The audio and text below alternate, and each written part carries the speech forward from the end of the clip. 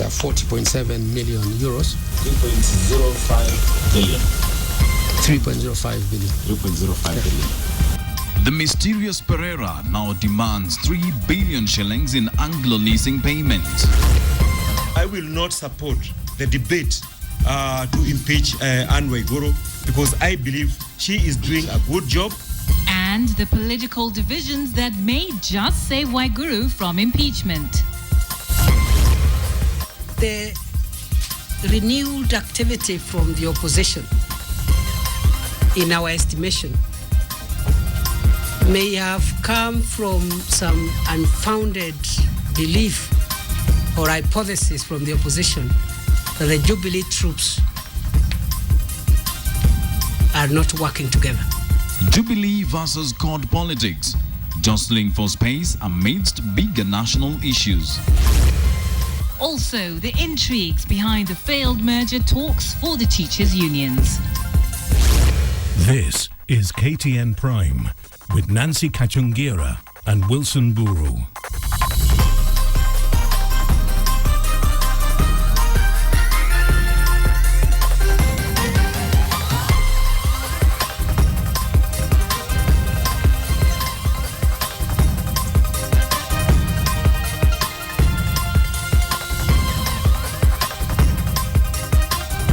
A very good evening to you. You're watching the most comprehensive bulletin in the country. This is certainly KTN Prime. Absolutely. We hope you had a good Thursday. Thanks for joining us. Our sign language interpreter this evening is Marisha Owiti. First on the program tonight, multi-billionaire Anura Pereira is claiming an additional 3.05 billion shillings from the Kenya government. That's right. Pereira slapped Treasury with a demand note for a contract for the National Intelligence Service. Here's KTN Sam Ogina with more on that. As if 1.4 billion shillings is not enough, the government is staring at clearing public coffers of 3.5 billion shillings more on Anglo Leasing type contracts. Anura Pereira slapped Treasury with a claim over outstanding National Intelligence Service contract. The demand note sitting at Treasury since 2006. The value, Chair, is it's 40.7 million euros. 3.05 billion. 3.05 billion. 3.05. This project was different from the others. It was not amongst the projects that were evaluated by the PwC. In fact, that is why it has not been on the table. The 3 billion project's Flagstaff was as shadowy as the Anglo Leasing deals. Flagstaff was designed for National Counter-Terrorism Control Center, demanded by the National Intelligence Service, then NSIS. We want to know exactly how Forces within government blocked PricewaterhouseCoopers, contracted by government itself, from auditing the project. It is upon PwC's auditing of Anglo Leasing projects that most of the contracts were cancelled, but not Flagstaff. That authority came from somewhere up there, that due to national security considerations, PwC would not be allowed to access the project. Out of 5 projects Pereira was contracted to do, 4 have already been cleared. Naval ship MV Jasiri that docked in Mombasa in 2012, Project Nexus to set up Defense Command Center, First Mercantile Securities, Universal SatSpace have all been committed, and now Project Flagstaff. All contracts amounting to 13.9 billion shillings. He can again block our access next year. So I think, Chair, because of this process, maybe you have more clout in terms of actually trying to find out how much was actually done. When PS will take that as a serious request to the committee, so that the committee should explore every possible way by which we can confirm and ascertain the level, the status of Project Flagstaff. Meanwhile, government is demanding 3.83 billion shillings from Deepak Kamani following cancellation of 5 of his projects midway. Treasury Permanent Secretary then Michael Kamau wrote to the then Attorney General Amos Wako and former Ethics and Anti-Corruption Commission's boss PLO Lumumba, instructing them to initiate a refund.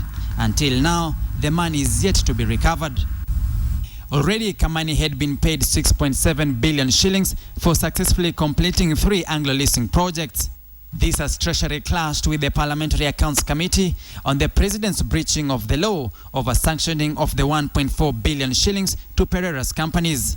We want proof of that support, of that authorization, of that directive. We just want proof of it. The President cannot be signing every time and having a seal for anything that he supports. Samogina, KTN.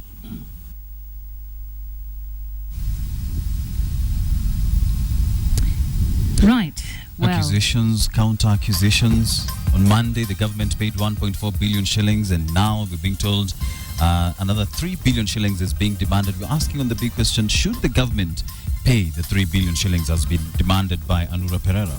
That's right. Let us know what you think, and you can do that by tweeting us at KTN Kenya, at Kachungira, and at Wilson_Mburu. You can also send us an SMS on 22155. And once you have spoken, we will definitely give you the poll result towards the end of this bulletin. So don't miss your chance to let your voice be heard on this issue.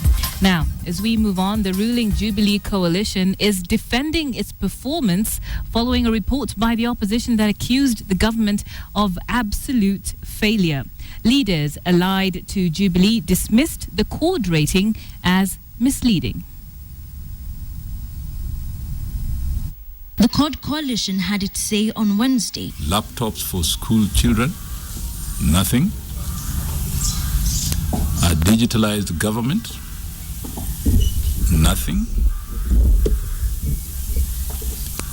Free maternity care for expecting mothers, grossly underfunded.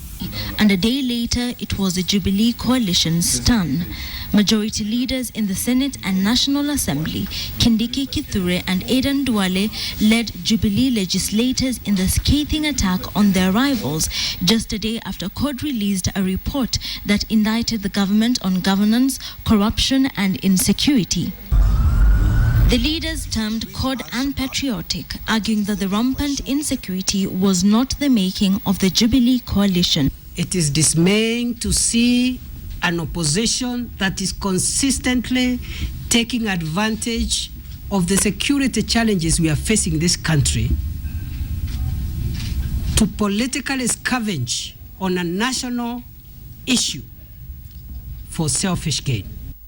On the controversial Anglo Leasing payments, Duale defended the government from blame, saying the contracts were executed during the NAC days when a section of those who are now in opposition were cabinet ministers. Anglo Leasing, the surgeons are many, the architects are many, the structural engineers of that project are many, and they are all found in the CORD coalition. They need to go and clean themselves out. He accused CORD of hypocrisy and confusion, saying members of the opposition were reading from different scripts after former Prime Minister Raila Odinga was quoted saying some of the deals were genuine and had to be paid. The CORD coalition had released a review of Jubilee's first year, saying the government had failed to uplift the lives of Kenyans. They claimed Jubilee had instead prioritized graft and made efforts to cripple devolution. Jubilee leaders have thrown down the gauntlet, daring CORD to marshal the numbers to impeach President Uhuru Kenyatta over Anglo Leasing. Wilkiston Abwa, KTN. Embattled Cabinet Secretary for Devolution and Planning, Waiguru, may breathe easier tonight. This is after 7 Jubilee members of the National Assembly jumped to her defense. The MPs dismissed the motion to impeach Waiguru as vindictive. Patrick Amimo has more. The motion by Igembe South lawmaker Mithika Linturi to impeach Cabinet Secretary for Devolution Anne Waiguru is now digging a deep wedge among even some of those who had initially supported it. Motion is unrest. In the motion, Linturi has accused Waiguru of intimidating and threatening public servants under her jurisdiction. Kigumo MP Jamle Kamau mobilized 7 lawmakers from the Jubilee Alliance to defend Waiguru. Kamau argues Linturi's motion is a step in the wrong direction and should be reversed to avert unnecessary divisions in Jubilee. I personally believe that the Deputy President of this country, Honorable William Arap Ruto, the President of this country, Honorable Uhuru Muigai Kenyatta were well aware of these changes. And therefore, if somebody has any issues to do with these transfers, instead of looking for a scapegoat in Waiguru, let them ask the Deputy President and the President of this country. Linturi cites the sacking of the former chair of the Youth Enterprise Fund, Gor Semelango, and transfer of National Youth Service Director General Kiprimo Rogut as unfair. Who is the actual complainant in this matter? Has Anne Waiguru been summoned by any parliamentary committee on this matter? The answer is a resounding no. Waiguru has not signed this document. This has been signed by one Joseph Kenywa, the head of civil service. Jamle Kamau's team accused Linturi of diverting focus and attention on the nation's development agenda. But Linturi insists, though he is from TNA, he has a duty to promote good governance without being influenced. Kiambu Town MP who appended his signature on the impeachment motion has made an about turn. I am withdrawing my signature from that list, and I will not support the debate to impeach Anne Waiguru, because I believe she is doing a good job. Jomo's action is too little too late. Section 66, subsection 4 of the National Assembly Standing Orders states that any signatures appended to the list of a motion seeking removal of a cabinet secretary shall not be withdrawn.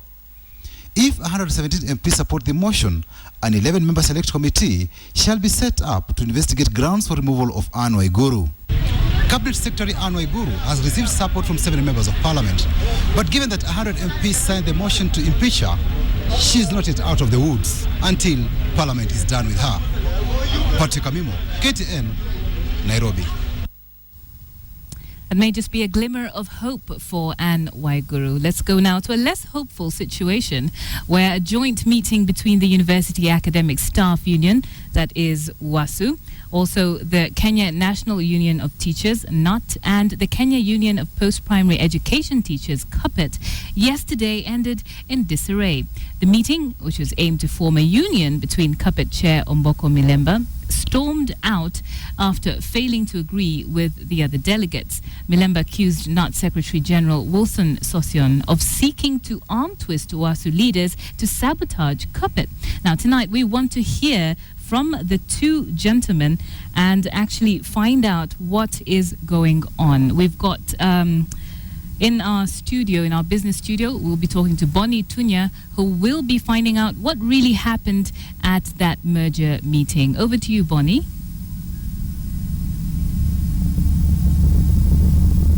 Who have a lot of love and care for the education in this country. I'm talking about Akelo Misori from KUPPET, who's the Secretary General, and of course Wilson Sosion from NUT. Gentlemen, before we even look at the details of what happened yesterday, whose idea was it for these three bodies to come together? If you can start with you, sir. Yeah, thank you. The concept of unity of teachers is not a Kenyan business. Right. It's a global agenda. And this has gone on for quite a number of years to the extent that currently the Global Umbrella Teachers Union is one. Right. Called Education International, right. which was born out of 4 world confederations of teachers back in the early 90s. And in Africa, this agenda has gone on because Africa has been so much divided. And even here in Kenya, it was here in 1957 when we had many unions. Right. And they all came together to form one union. Right. In Uganda the other day, there were many weak associations, there were not even unions, but they came together to form one union. Tanzania, the same thing, South Africa. So really, this is a global agenda of teachers. And this has been driven ably through the global umbrella body of teachers, that is Education International, so that education sector can make strides and ensure that there is delivery of quality education through very strong bargaining strength of a single voice of teachers. Right. I see Mr. Akelo Misori nodding. So obviously this union is inevitable. One of the major accusations that have been coming out is, well, looking at the numbers and also probably the funding, NUT comes out as a very strong and dominant force in this thing, and KUPPET has come out saying NUT wants to dissolve it into this. What say you? I think what brings us together is not necessarily the concept of swallowing. Right. But there has been a lot of misrepresentation of facts of major issues. Right. But I think those are neither here nor there. The issue we have is what brings us together is that there is a major deliberate attempt to scuttle down the unity of teachers of this country. But secondly, there are also issues which are related to labor relations and practices, that if we sit on our laurels to watch, we will be swept by the wind. One, the government has strategically used the constitution, especially the created Salaries and Remuneration Commission, to deny us the opportunity to articulate our interests, because collective bargaining platform is already watered down. The employer is using this as an excuse to either delay or derail the talks that we usually have in our arrangement. And thank you for bringing out the issue of CBS, and we'll jump into it in a short while. Yeah. But your chairman walked out of this particular talks yesterday. Do you share with his views, and why exactly what really angered him? I think the concept of walking out of this meeting should not be an issue for me to address, because in that meeting there was no walking out. If somebody excused himself that, excuse me for a meeting, I did not consider that one walking out. And I did not realize that there was a walkout, except today in the morning, I did read in the paper that somebody walked out of the meeting. The meeting progressed well, and we stuck to our terms of reference, which was supposed to jumpstart a very fruitful discussion for us as teachers. But coming from the gathering that you had just a few days ago under the auspices of the IE, coming from that, this merger seemed like a done deal. And then yesterday, all this, what are these issues that arose from yesterday's meeting that probably you were unforeseen coming from where you are? I must repeat this, that the issues which were before us for these deliberations yesterday were not issues which were supposed to divide us. We were supposed to look at the terms of reference from the Kampala meeting, and the terms of reference was supposed to only iron out that in this regard, how do we proceed with the unity talks? The issue was unity talks, and I did not see, and it did not emerge from the meeting, that my chairman was walking out for the sake of disagreement, because the meeting had not begun. What I later learned is that he did not come back to the meeting. Yes, that is the only thing. In fact, to support my colleague, our meetings have been very healthy. And you know, the culture of teachers is that the spirit of understanding, sincerity, and professionalism is paramount. We've held these meetings all through from Zambia to Kampala, and yesterday we had our own meeting as the three unions, and with a very clear agenda, and we progressed very well through to the end. Except that if our brother excused himself, of which even my own national chairman was not in the meeting, he was in Arusha, it's normal. That doesn't, in trade unionism, it doesn't mean that absenteeism cannot allow progress of the meeting. But that aside, the perception and whatever it is, we want to lay facts very clearly on the table, that we are totally committed to this process, because what is at stake for the teachers is bigger than dwelling on imagined or real controversies, which at the end of the day... You've been accused of trying to twist this in your favor. What exactly is there for Nat or for you as a person to gain in all this? This is now not about a big union or a small union or anything. This is about education sector. And this is about teachers. And this is dialogue. We have got 6 points of reference, and the 6 points of terms of reference were not created by Social. I'm only a Secretary General of a union which is a participant in the process and which is committed to the process. So we're talking about, I want to allay the fears. Yes, please. Of course, challenges are expected. There would be fears of whatever nature, fears of leadership, fears of different sorts. It will emerge across the unions. We cannot say it's restricted to one specific union. They will be there, but they will be addressed. That is why we have got 6 terms of reference to develop the roadmap and also to develop the structures, to engage in dialogue, to package information so that people understand what you are doing.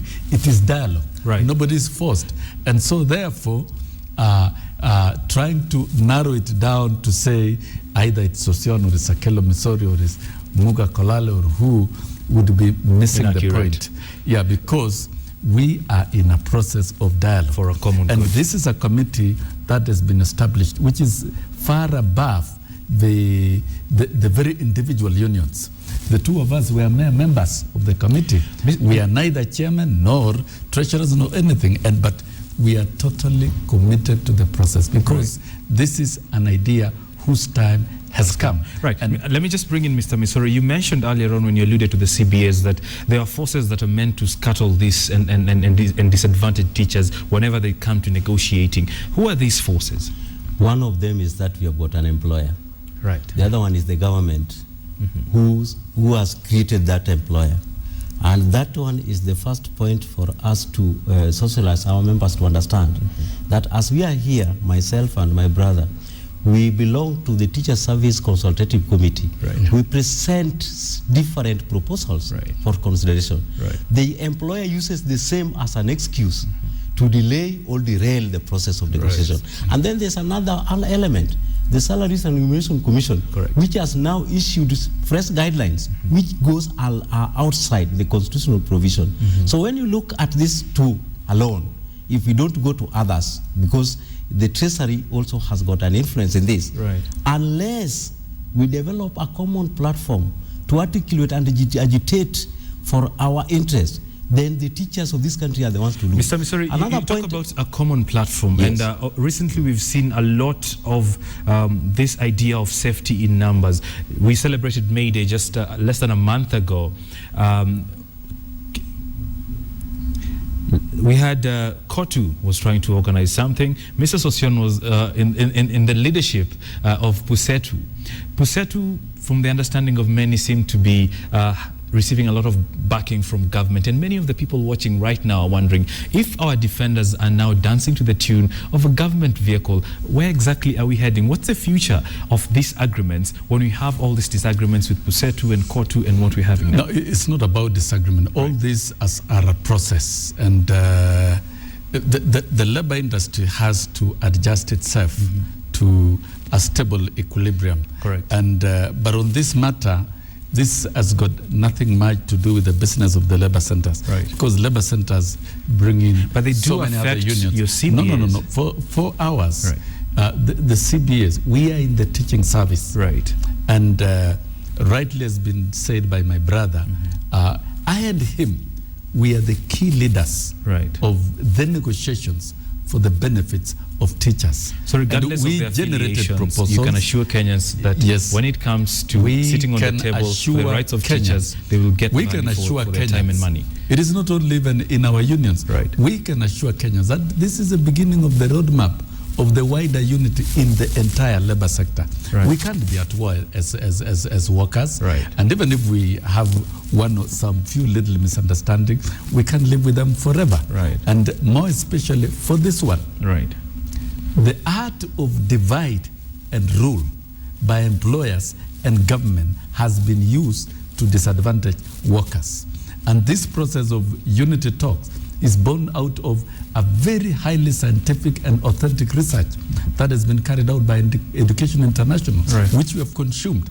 And for us as the leaders of teachers in this country, it would be very wrong for us to put self-interest ahead of everything else. We would like to give the teachers of this country and university lecturers an opportunity to come together so that we can have a strong bargaining platform for the entire education sector that will even enhance quality in the long run. The overall product is an absolute win for the teachers and also an absolute win for quality education in this country. Going for a gentleman as we bring this tour up, what do you see as the main, as a direct benefit or a fruit that we can celebrate in the immediate term once you merge in regards to CBAs and in regards to the welfare of teachers in this country? One thing is we shall have opportunity to influence policy change and implementation. The other aspect is that we but will Mr. have... Misori, you gentlemen, you lead very huge and robust organizations. You already have that. In terms of specifics, what does this new merger bring to the table? Let us not talk about new merger. Right. Let us talk about union. New unity. Let us not unity. Give it a name. Let us talk about new unity. Right. It will help to ensure that the confidence that the members have in us will be properly represented. Yes. Because we shall have a strong voice to articulate and present. Right. We shall also have an opportunity to deliver on our mandates. Right. But in the current circumstance, it becomes so difficult because we have seen beacons which threaten that approach. Right. And we are saying transformation and change. This time around, you will get it right. We have gotten it right. You've gotten it right already. And we shall get it Let me right. just bring your closing comments, Mr. Sosian. Yes, I would like to assure the teachers of this country, right across the board, that this process is foolproof. There will be no loser.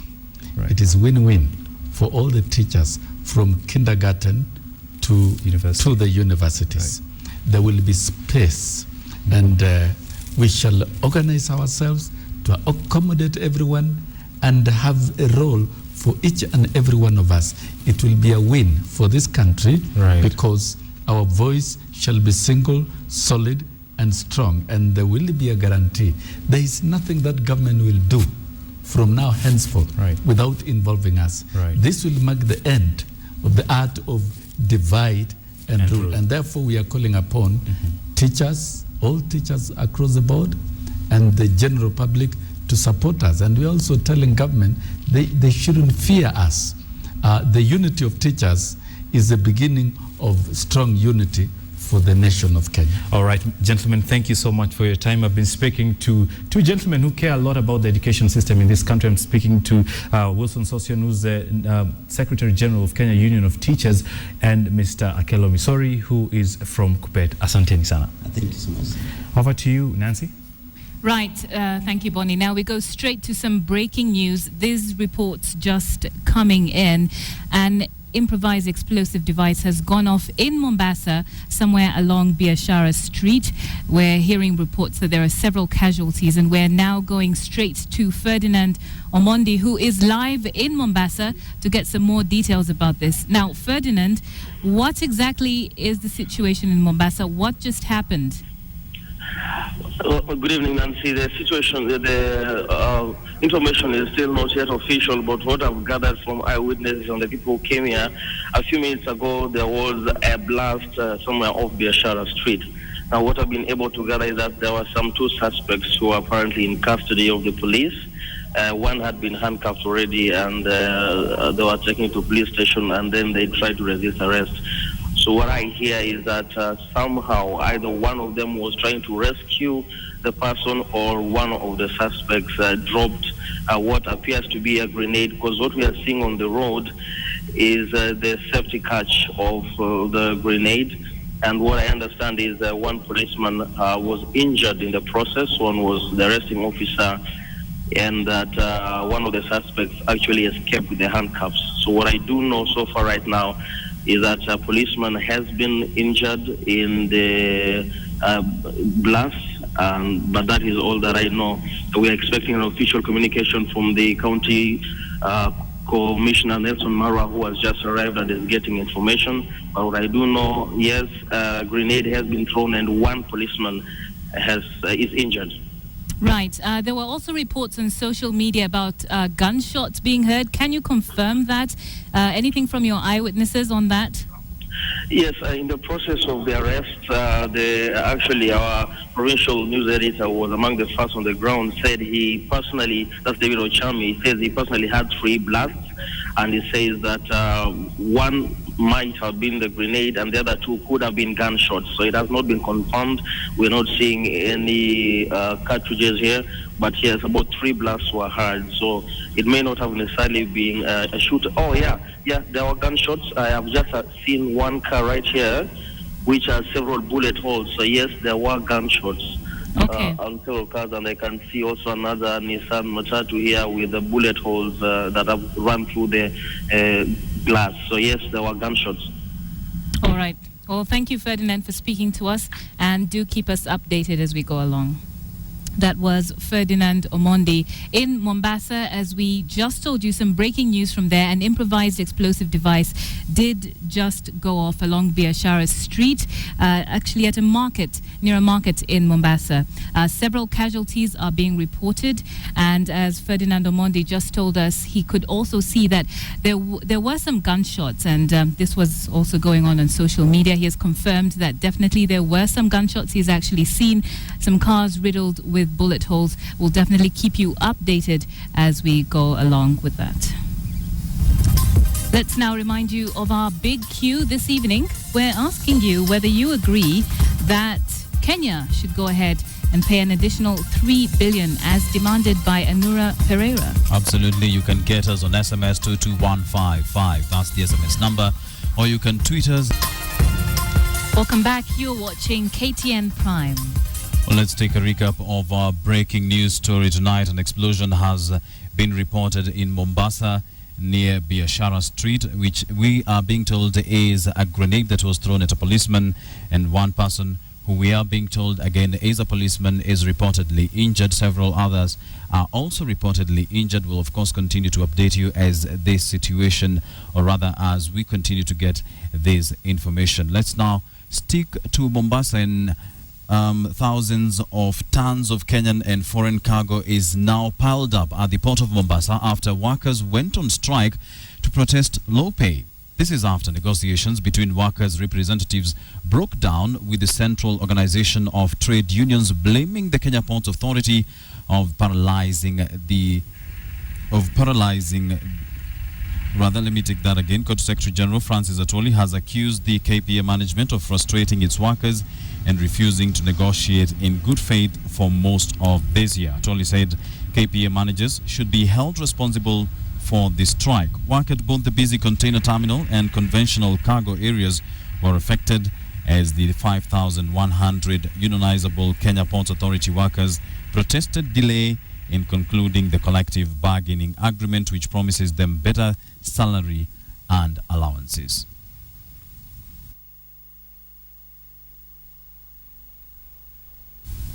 From the port, we go to business, and Boni Tunya again is in our business studio. Very good evening, Boni. What do you have for us in business? Again, it's Boni Tunya. Right, we'll be putting a spotlight on the Kenyan tourism sector. It has been hit in the recent past, but we'll be looking at options it has for recovery. Stay tuned. My name is Boni Tunya. This is business. Just before we give you business, a recap of breaking news we're getting from Mombasa is that there has been a blast in Mombasa, in Biashara Street of Mombasa, where a grenade was hurled at a policeman. We have reports that that particular policeman has been injured. There are other people who've been also reported injured. There are also reports that gunshots were heard right after that particular blast. We'll continue to give you more update as and when we get it. The Kenya Tourism Board has unveiled its third tourism recovery strategy to bring back the shine on Kenya's tourism sector, currently in turmoil. Here is KTN's Adelaide Changole. Scenes of tourists jetting out of Kenya's coastal city have replayed themselves following travel advisories issued in relation to terror attacks and threats.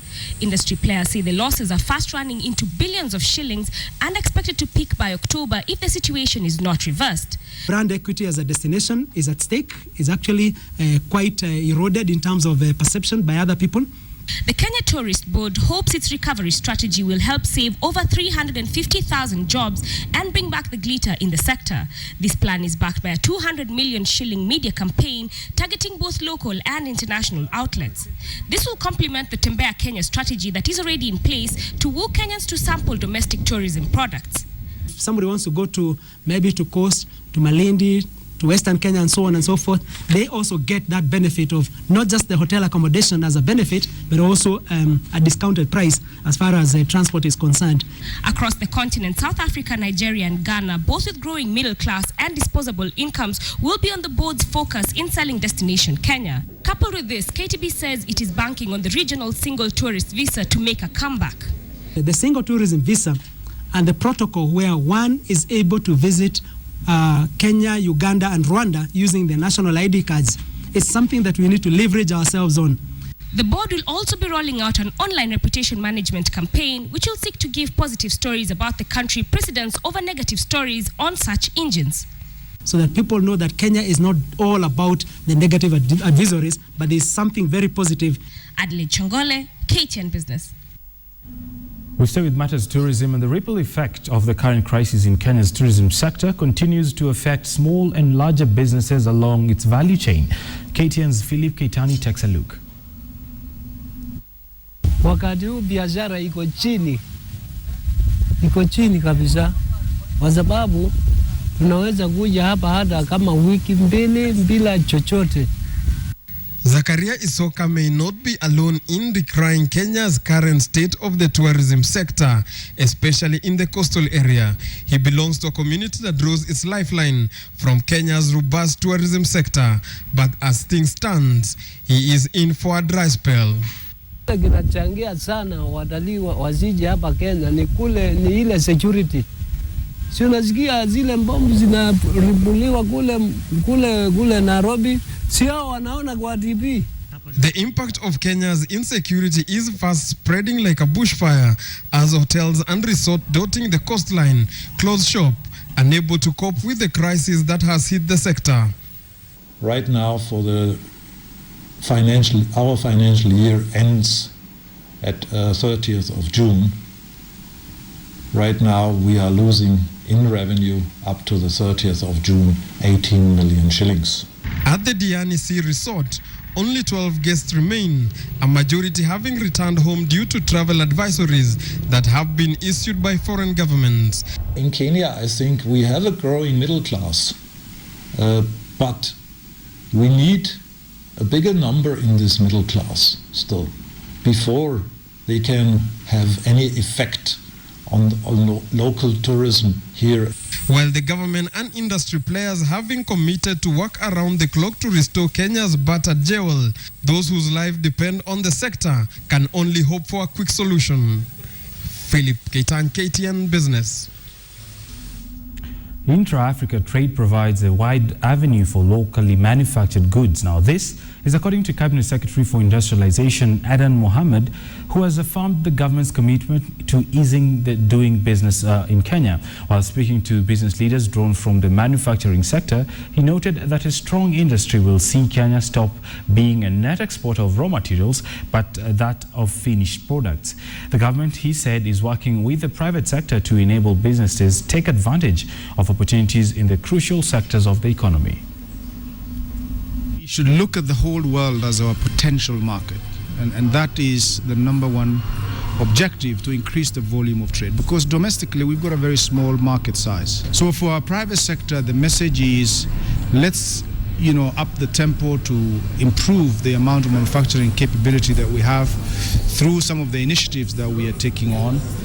Focus on sectors that has initially a big labor content to absorb a lot of our youth that are unemployed, and the sectors that have significant amount of market access. Finally, let's take a look at how your money is working for you with a look at the markets on the Financial Market Report. The Financial Report in association with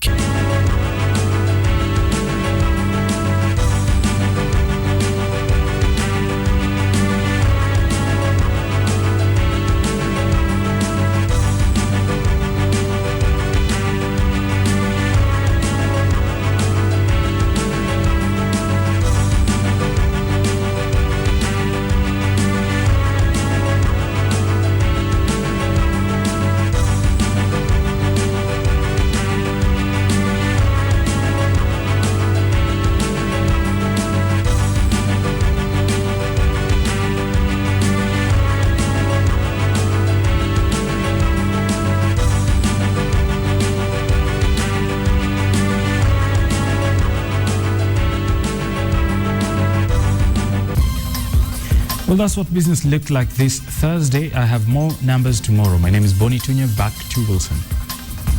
Thank you very much, Boni, for that.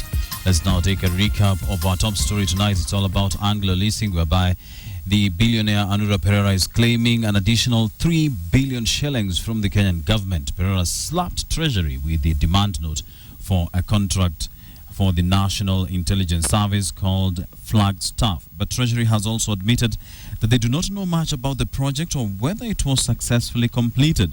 Revelations of this demand came just 3 days after Kenya paid 1.46 billion shillings to two firms that Treasury says are connected with Pereira.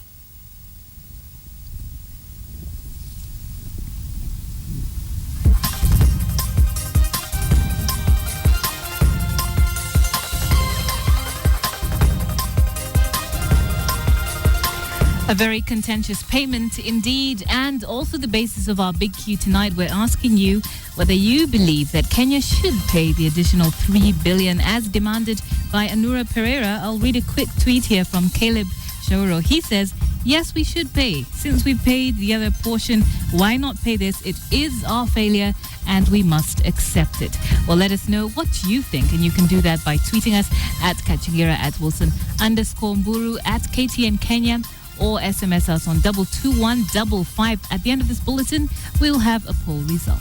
Most certainly an issue that we'll continue to update you on and tell you exactly what's going on. Next on KTN Prime, we head over to our sports studio for all the latest sports news with Lynn Washira. Over to you, Lynn. Thank you very much, Nancy. And of course, we have a lot of action-packed stories, of course, lined up ahead. But that's after a short break. Do stay with us. Don't go too far. Athletics news, the reigning world youth 800 meters champion Alfred Kipketer will spearhead the Kenya 4x800 meters men's team that will be competing in the inaugural world relays this weekend. Kipketer believes that teamwork will be the key to the team's success in Bahamas. Amazing finish right here, Kyle Lanford. Alfred Kipketer burst into the limelight last year after winning the 800 meters world youth title in Ukraine in a personal best time of 1 minute 48.01 seconds. And at just 16 years of age, the Form 4 student at the Kosirai Boys will be making his debut in the national senior team at the World Relays Championships in Bahamas this weekend. Pressure sana. Vile nimekimbia nao, nimeiona vile iko. Hata nimelearn something from them. I know that these seniors have just been at training or in a competition for a long time. I think so they know about the experience. Kipketer, who has been out of school to be part of the Kenyan residential training camp at Kasarani, understands the responsibility he carries on his shoulders, but he says he's not under any pressure. It's up to us to make them to be proud. So I think so. I promise, I know that we shall come with a gold medal. The 4x800 meters Kenyan team is completed by experienced Ferguson Rotich, Job Kinyor, Anthony Chamut, and Abraham Kiplagat. The World Relays Championships will be held on Saturday and Sunday in Bahamas. And well, after beating all odds to qualify for the BNP Paribas World Team Cup to be held in the Netherlands, the Kenyan women's wheelchair tennis team is facing even a bigger hurdle in their preparations. The World Cup tie is slated to start on May 26th to 1st of June this year. They, however, remain optimistic that they will impress in their debut at the world event. After successfully qualifying for the BNP Paris World Team Cup to be held in Alphen, Netherlands, the Kenya wheelchair lawn tennis team is faced with numerous challenges, ranging from inadequate fundings and improper equipment. We were expecting that, the corporate sponsors will come in and maybe support the team. Sai, we are just training, you come home. Ever since it's your own fair, it's a sacrifice. As a team, we've said that we want to train, we want to do everything, no matter how hard it will be. We use our money. The little you have, you support each other. This notwithstanding, Jen Denga, Phoebe Masika and Rachel Akoda are doing everything possible to up their play as they prepare to represent Africa and carry the Kenyan flag in the 2014 BNP Paris World Team Cup. Kenya Lawn Tennis Association Honorable Secretary Mother Tirop told KTN on phone that the Paralympic Committee has abdicated its responsibilities. Yes, KLTA has met its end of the bargain. I think our preparation is a bit wanting in that the team has not gotten the sponsor. Sometimes it's hard, but the little we have in God, as God always say, appreciate what you have.